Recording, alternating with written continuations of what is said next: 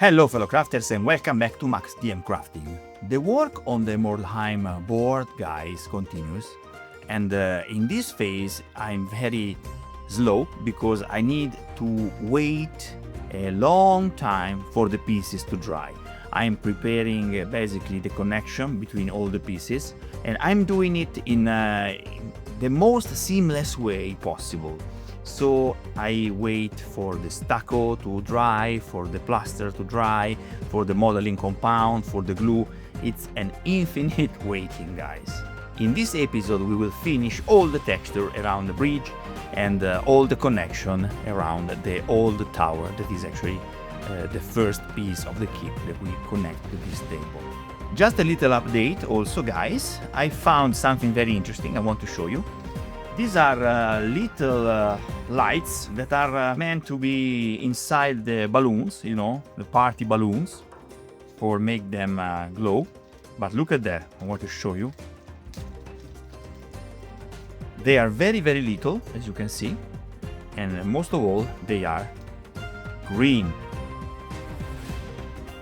So basically, this is perfect for create some extra mood in the pieces.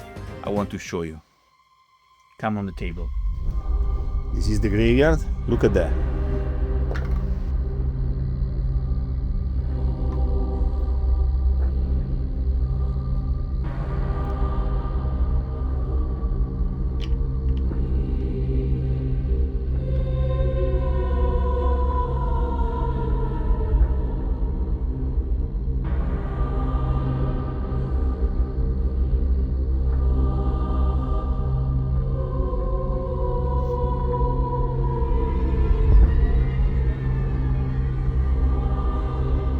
So what do you think? I think they are great.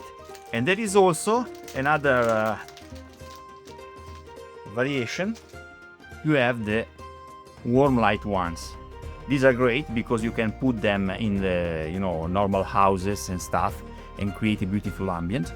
Also, I can imagine a lot of stuff that I can create in the diorama.